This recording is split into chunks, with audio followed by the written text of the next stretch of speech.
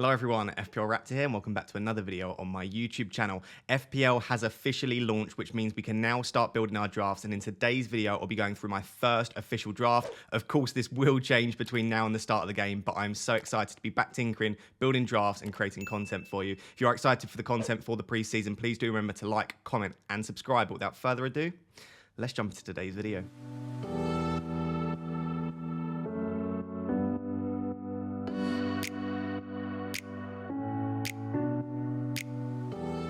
We are not messing about today. We are going to jump straight into it and look at the draft.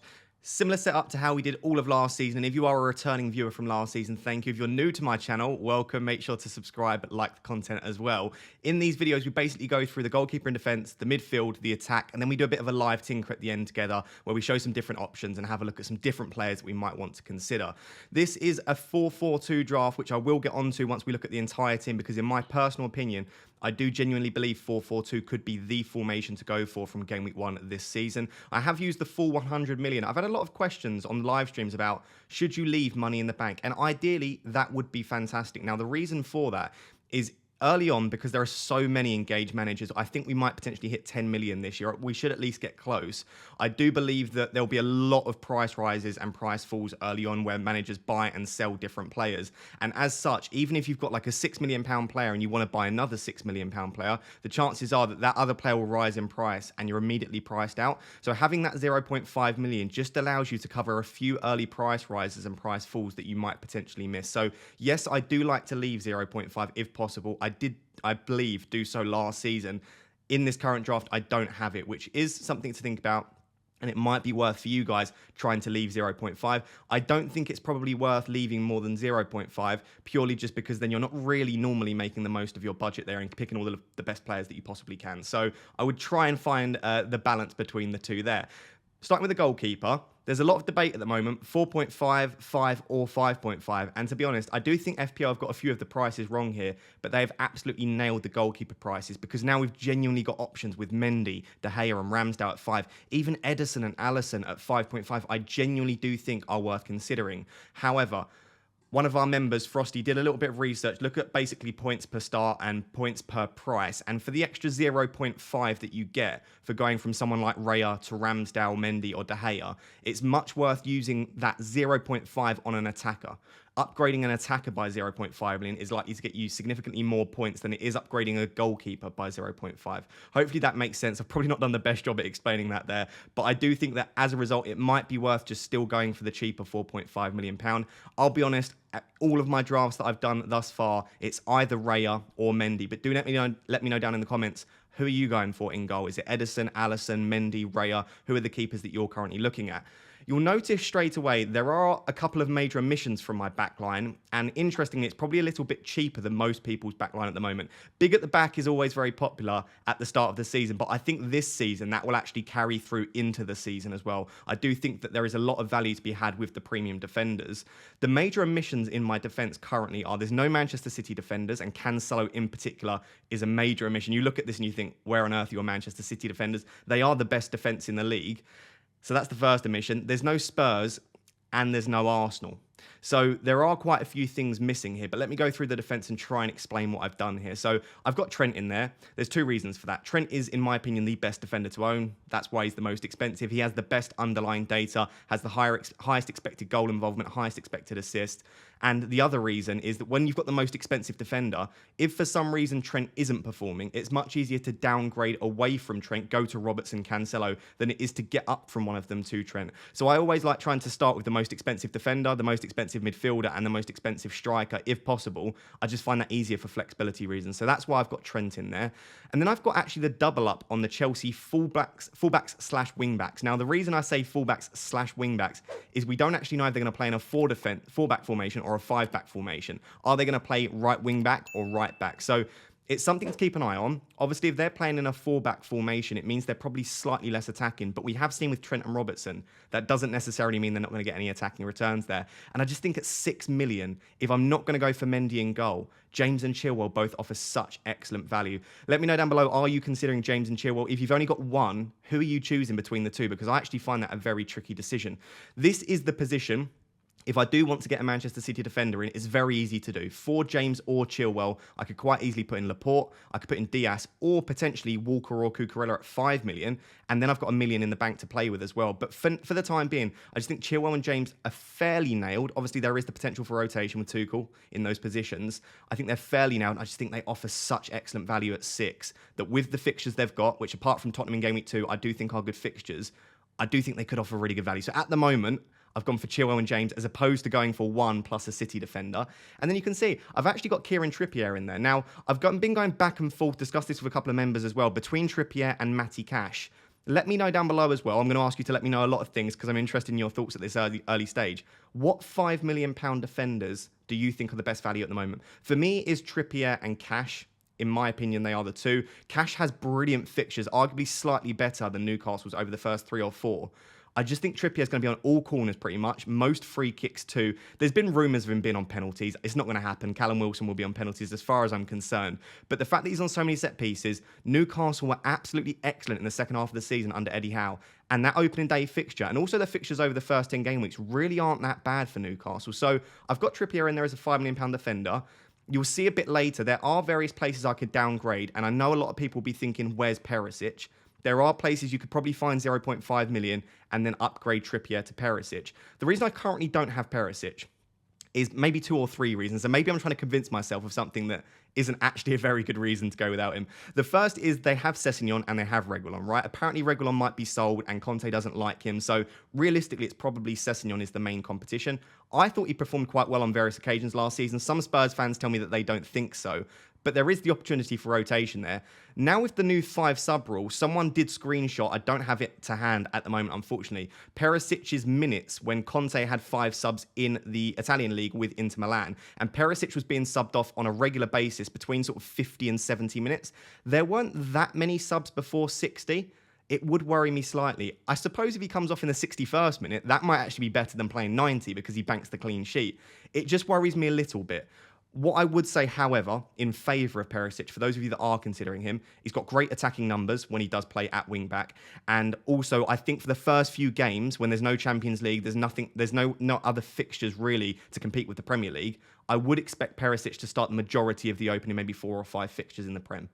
Let me know down below what you think of Perisic. But for now, I am happy with this backline. Like I said, major omissions is really no Spurs, no Perisic, and no Manchester City in there. And then maybe no Robertson. But as we will get on to, I've already taken up my 3 Liverpool spots. Let's move on to the midfield. Now, at the risk of sounding like a broken record, because I've said it on my last couple of live streams, and I've also said it on Twitter as well, my personal piece of advice, if you're going to take one thing from this video, is that the £8 million midfielders, I think, might be where the points are this season. And I think those that do very, very well this year, i.e. that potentially go on to win it, are going to be those that select the right £8 million mids at the right time. Now, the reason I keep bringing this up is a lot of people are going for a 3 premium draft. And as you can see at this stage, by the amount of money I've invested already, I do not have 3 premiums in this. Now, the reason I don't have 3 premiums is not because I don't think the likes of Son, Kane, De Bruyne are all fantastic value. I really, truly do.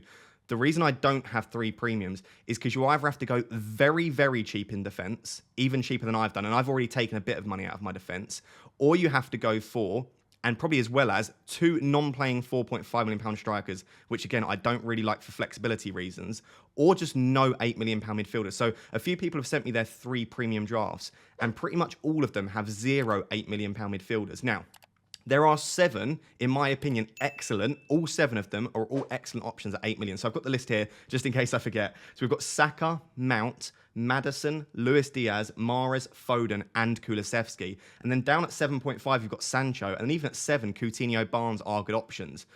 As a result of having all 7 of those fantastic options, for me, personally, for flexibility reasons early on, I really do think if you can, having 2 £8 million midfielders is going to be the best play for flexibility and structure reasons. So if you can get into your midfield 2 £8 million slots, start with whoever you want. It really doesn't particularly matter there. Just whoever has decent fixtures in the first couple. So maybe not someone like Maddison. Then the fixtures aren't terrible, but they maybe pick up after like game week 6. So start with 2 players that you think will start the majority of the games and have good fixtures, and then start switching them around. And realistically, I think that would be a really nice place to start making transfers. Now, of course, you have the issue that we discussed earlier. If one of them starts rising in price massively and you don't have any money in the bank, you're still going to be in a tricky situation. So maybe that's where you try and leave 0.5. But like I said, without going on and on and on, for flexibility reasons, I do think two £8 million mids is important. And this is the biggest question of this video. Let me know down below. Please rank those £7-8 million mids, and I'll like all of the comments that I think have done it correctly, or that I like at least. So of those 7, let me read them out again. Saka, Mount, Maddison, Diaz, Mahrez, Foden, and Kulusevski. Rank those £7-8 million mids in order of who you personally like the most at the moment. In my personal opinion, just at the moment, Diaz is probably the best £8 million mid. Of course, the thing with Diaz is you have a very good alternative in Robertson.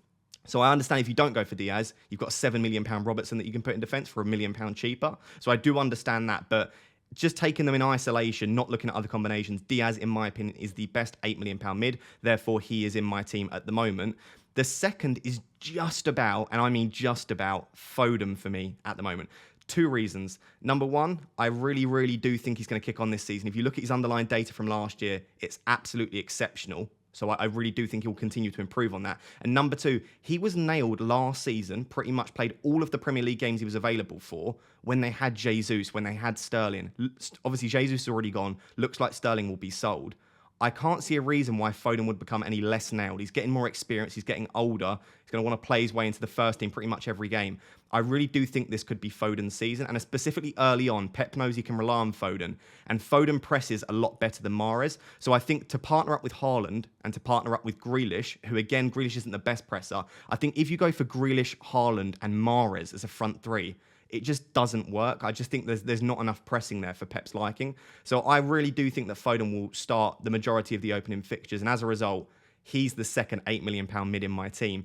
The one that was in there just before this video, I was making the graphics, and I actually took him out, was Kulusevski. Now, at first, I said, I'm not keen on Kulusevski. They've got Mora. They've just signed Richarlison. I think Kulusevski will be rotated quite a bit. But Richarlison is suspended for the first fixture, and Lucas Moura is just not as good as Kulusevski, and he's not favoured in comparison to Kulusevski for Conte's team. So I do genuinely believe he'll start the opening fixture against Southampton, and maybe for the first few, Conte just trusts Kulusevski in there. But of course, they've got Chelsea in game week 2, Wolves in game week 3. As an opening 3 fixtures, I think I prefer City's, and I think I prefer Foden at the moment. We've, of course, got Salah in there. Salah will be my captain. I will be picking Salah. Salah will not be leaving my drafts. I do think there is justification to go for Diaz, Trent and Robertson. I definitely do. But for me, Salah is the best captaincy option in various of the opening game weeks, and I don't want to go without him. He's got the best underlying data, best output, hits 250 points plus with relative ease over the last few seasons. So for me, unfortunately, you're not going to find many no Salah drafts on this channel unless I'm trying to convince you to do something slightly different. But for me, I want him in my team. The fourth and final midfielder is one that's been getting very mixed reviews, is Neto. A lot of content creators like the look of Neto. A lot of other people are going, why on earth is everyone talking about Neto? Wolves are terrible. Neto didn't even really play last season. What's the big deal here? So obviously you need some cheap players in your team. So relatively speaking, we need a cheaper player in our midfield here. Potentially just under 6 million would be good. We could get away with a 5 million, but at that price, there aren't great options, because if there were, they'd be way too underpriced. You can get up to Rashford at 6.5. For 6 million, you can get some decent options, maybe someone like Martinelli, bit of a rotation risk. At 5.5, I genuinely do think Neto's one of the best options. You've got Wissa, you've got Gordon. There are other options there, but I just like the look of Neto. Leeds and Fulham in the opening to a really nice fixtures there. His underlying data sits between 0.4 and 0.5 for expected goal involvement when he does play. I think he's an exciting player, and he's a bit of a nice pick, I think, for the first opening few fixtures. But I don't really mind who you pick in that cheaper spot. If you told me he was going with Wissa, Gordon, Martinelli, I don't think that really matters. I think they're all excellent picks. For now, I like Neto for that opening fixture. Something that I've just realised by glancing at this team, there's a lot of away fixtures. I don't know if that's an issue. Maybe not early on, but that's something to look at. Is apart from Trippier, we currently don't have any home fixtures. Let's see if that changes for the front 2. Nope, it doesn't get much better with the front 2. 2 more away fixtures, and that takes us to 10 of the 11, actually, very interestingly, with away fixtures in game week 1. So that's something to maybe keep an eye on. I'm not too stressed at the moment, though. We have Erling Haaland to start with. Of course, there's a lot of discussion at the moment. Do we go with Kane? Do we potentially go like Salah and Son? Do we go with like a Ronaldo if he stays? Do we go with a Vardy? Do we just not go for premium striker at all? There's no correct answer to this, and there's no correct answer to anything in FPL. And if you've followed my channel for a while, I never really tell you guys what to do. I'll present you with information. I'll give you the pros, I'll give you the cons as well as I possibly can. And I'll hopefully allow you to come to your own decision. And I think that's what I'd like you to do for the premium striker slot. Do you want a premium striker? Yes or no? Decide off that. If you do, who are you currently considering? And for those that are considering Kane, I absolutely love that. Southampton at home is an excellent opening fixture. I truly do believe that Kane will try and prove a point this season. Everything last season was about Son. He outscored him with points in FPL, but he outscored him in goals. He outperformed him for various points as well. That's not to say that Kane wasn't excellent in the back end of the season. It's just to say that I think he'll come out all guns blazing. This nonsense about Kane not scoring in August, it was true about 3 or 4 years ago. But even that, I think it's a coincidence. I don't believe for the life of me that Kane just comes slow out the block. So I think Kane will be fine. Really nice opening fixture.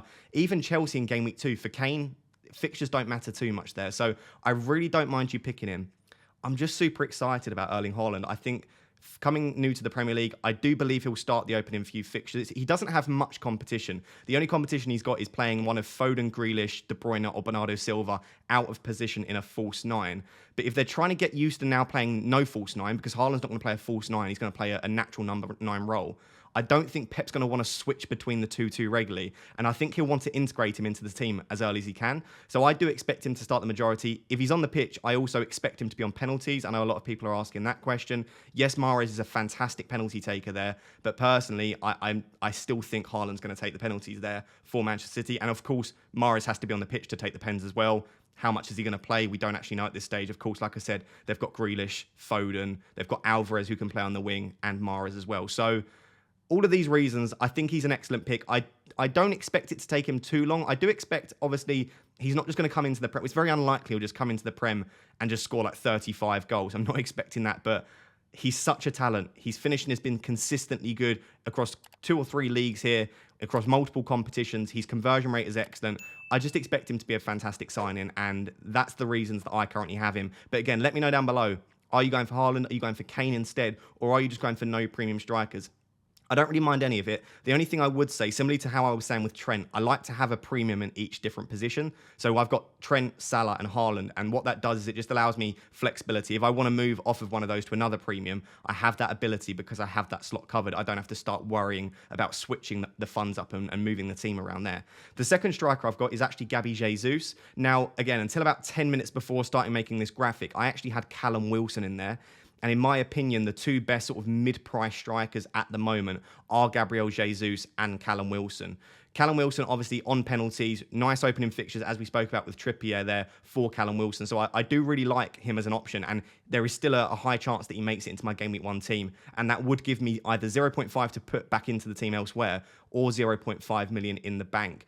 However, I think Gabriel Jesus, similar to Haaland, is a great signing for Arsenal. Yes, we need to see how he integrates into the team. I've seen a few people saying they think he might drop a little bit deeper and allow like Martinelli and Saka in behind into the box. That could well be the case. I don't know at this point. Is he going to be on penalties or is Saka still on penalties? If Saka's still on penalties, maybe Saka's the pick over Jesus. That's an interesting one as well. We actually ran a poll on the live stream a couple of days ago looking at who the live stream thought were the best option out of Jesus and Saka. It was 50-50, over 1,000 votes, 50-50. So let me know down below in the comments for this one as well. Jesus or Saka, it's a really, really tricky one. I just think it's quite exciting to be able to pick an Arsenal number 9 for £8 million, considering they did show signs of improvement last season. And he will have the likes of Ødegaard, Vieira, Saka, Martinelli feeding him. So I really like him as an option. At the moment, he makes it into the team, but I do also like Callum Wilson as well.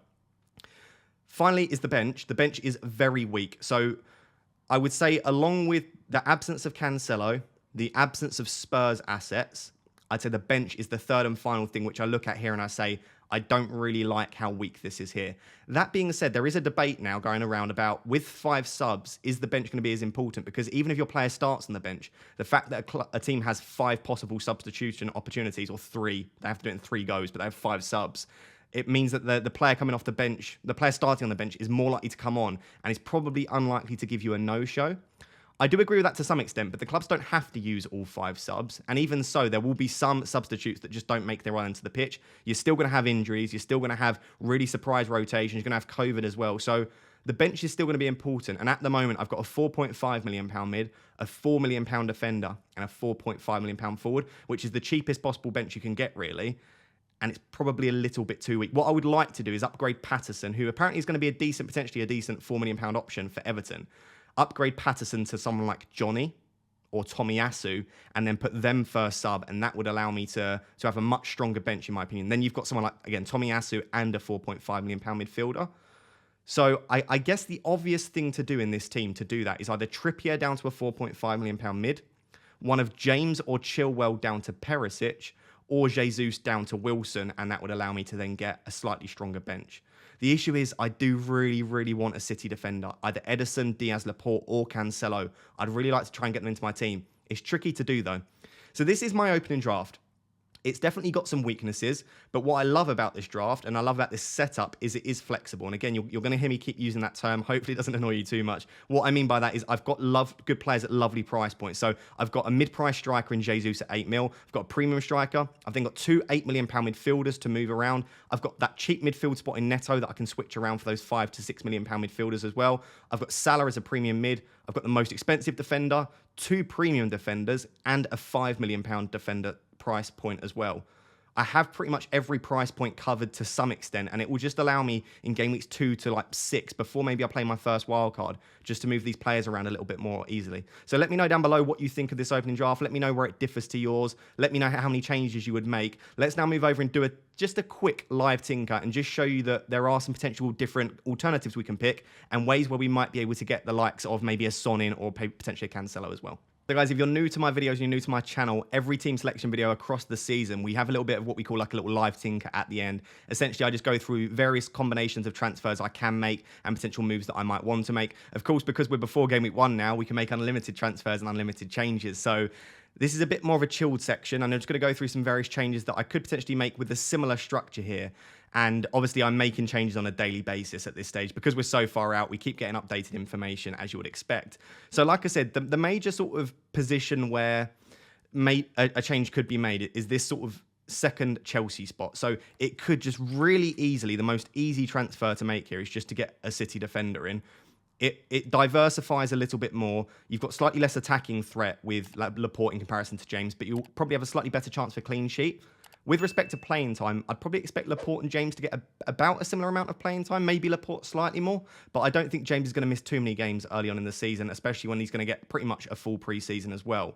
So there's one slot that I could potentially change. As I said, the other one is Jesus down to Wilson, which just gives me a little bit more money to play with. And I do really think Wilson's a good option. Like I said, Forest, Brighton, Wolves and Palace in the opening 6. They have Man City and Liverpool, which is the two trickiest fixtures there. If you can get away with either rotating Wilson out with someone else or just if you just want to play Wilson in those fixtures, hope he gets a penalty or some maybe lucky break or just Newcastle play really well, then Wilson could be a decent option there. And then the other spot where there's potential changes to be made is that 8 million spot. Like I said, 7 excellent £8 million players. And I do truly like the look of Kulusevski in there. I think Kulusevski could be a really nice option. And the opening fixtures, he's going to play Southampton almost definitely, right? Conte's going to start with the strongest team possible. Richarlison's suspended. Lucas Moura is not getting in that starting 11. And if something happens in pre-season, I cannot see it. Chelsea's not a great one. If Kulusevski can keep his obviously place in the first team for 3, 4, 5, 6, he could still be a really great option. And he did look excellent towards the back end of last season for Spurs. You'll notice, because I've obviously gone Jesus to Wilson, I've got 0.5 here, so I can upgrade the bench. Or if there's a way to find 0.5 more, that's where I can go to Cancelo in here. So what I could actually do is, rather than Laporte, go for Cancelo. And then what I would probably do is Trippier down to Tomiyasu to fund that. So let me know what you think of that sort of setup, guys. Basically, again, this could be Foden. That's not the key change here. The key change is Jesus to Wilson, James up to Cancelo, and then that would be Trippier down to Tomiyasu. It's difficult, though, because if you were to say to me, and this is basically the dilemma, Jesus, Reece James, and Trippier versus Tomiyasu, Cancelo, and Wilson, which of those two combinations wins? Very close. Cancelo obviously swings it in that favour, and Wilson's on pens, and he's a known entity. But I really think that Trippier is a great option. Jesus is too, and James. I feel like Trippier, Jesus, and James is the riskier trio, whereas Wilson, Tomiyasu, and Cancelo, or Wilson, White, and Cancelo, it doesn't have to be Tomiyasu. I feel like that's a slightly safer trio. Not necessarily a bad thing early on. I've said for a while now that I think being safe or risk-averse early on is probably a good tactic here. If I went with a team like this is the second team here. For game week 2, you can see you don't have to do anything. I just play exactly the same starting 11. Yes, Chilwell's got Tottenham. It's not an issue. The issue that I have is that if I did want to make any changes, my bench is terrible, as I spoke about. That bench really is looking quite weak. So when we get through to sort of game week 4, game week 5, even here's a great example. I'd probably be happy playing my Liverpool triple up against Man United. I've got Wilson against City. The issue you've got here is that unless Andreas Pereira, he would be at Fulham here. I'm not sure who at Fulham have in game week 3. But unless Andreas Pereira is starting and looking really good, or Patterson is getting a starting place in Everton's team, I'm either going to have to make a transfer in 3 here, which isn't necessarily an issue, or I have to play Wilson against Manchester City. So, again, that's not an issue. I would have 2 free transfers at this stage. So maybe this is the point where Wilson does come out, and maybe I go to like an Ollie Watkins. It could be anyone here, and I move Wilson out at that stage. I've then got Neto against Tottenham, though. Do I then make 2 transfers at this stage, or do I want to try and roll one? So we're not really, I think we're a little bit too far out from game week 1 at the moment to start worrying about building a team that's perfect for the first 6. I think at the moment, what you should be doing is looking at price points, looking at general structure, and looking at some key staples in your team that you know are probably not going to come out. I think that's enough for now. Enjoy tinkering. Don't stress too much about the long term. But do have in the back of your mind that you're not building this team for game week 1. This is not a free hit. It's a common mistake that you make if you're new to FPL, or you get a little bit overly excited that we look at all the game week 1 fixtures, maybe even game week 2. But you will quickly realise that you're probably going to have to keep the majority of this team the same until about game week 6, 7, 8, unless you're going to play a very early wildcard. So let me know down below what you do think of my team. Go off of the team that I showed you before rather than what it looks like now. But there are various combinations we can have. And I guess I just wanted to show you here that there are ways to get Cancelo in relatively easily. So if you do want Cancelo in, you just have to drop Trippier, then you have to drop Jesus, or you have to maybe find another way, drop one of Foden or Diaz as well. But that's the way the team looks. Let me know down below what your team is as well. I'm sure most of you have built a draft. So guys, just to end the video, I did want to let you know that there is time still before the start of the season to join the Raptor family. There are 2 possible tiers. You're supporting the channel, but most importantly, you're getting quite a few perks in return. For the cheapest tier, you get a badge next to your name, entry into the Raptor Hall of Fame, priority questions on live streams, and also for preview videos, and an upgraded Discord server role. The Discord link is in the description, as you can see above my head. You also get all of those things in the Rap Tier 1 Premium, but you also get, in addition, access to a private members chat, which is constantly active day and night, access to a private mini league with monthly and end-of-year prizes, one-on-one contact with me, and also personalised team feedback if you need it from myself or the other Rap Tier 1 members. And I just did want to give a massive shout-out as a result to all of the current members we have. This list is getting ridiculously long here. We currently have 85 members. And I cannot thank you enough. If you are a member, you can see I've actually started adding a little emojis next to some of the names. These are almost like awards or prizes, you can see. So Andre was the first person to join over 9 months ago now, Andre C. We have other Andre B, who is the head of security for our Discord server and also for the Raptier family as well. Johnny and Richard are brilliant mods but over on the Discord channel as well, so I thank you massively for helping to support me over there. And you can see Frosty's actually currently got 2. Got the trophy next to his name because he did in fact win the Raptier 1 mini league last season, so massive congratulations, Frosty. And also a little star next to his name because he's been massively supporting the live streams with some ridiculous donations. So you get 2 awards there. Thank you very much, Frosty. And thank you to all 85 of you for being members. I cannot thank you enough. I'm so incredibly grateful. And if you do want to join this amazing family and join the Raptor Hall of Fame, links in the description to do so, or just ask me in the comments and I'll give you advice on the best way to do so. Thank you for those of you that continue to support the channel. So guys, there you have it. That is the end of the video, the first official draft here on my channel for the 2022-23 season. If you did enjoy the video today, please do drop a like on the video. You guys know it's completely free, massively helps to support me. Also, if you drop a comment, it feeds the algorithm gods. The algorithm absolutely love it when people drop comments and they push my content out to more people. So even if you don't have much to say, just comment and say that you're feeding the algorithm god. I really do appreciate it. And also subscribe as well. We are trying to hit 20,000 subscribers before the start of the season, which is very ambitious. But I believe in us. I think we can do it. Until next time, guys, thank you very much for watching. Cheers. Bye-bye.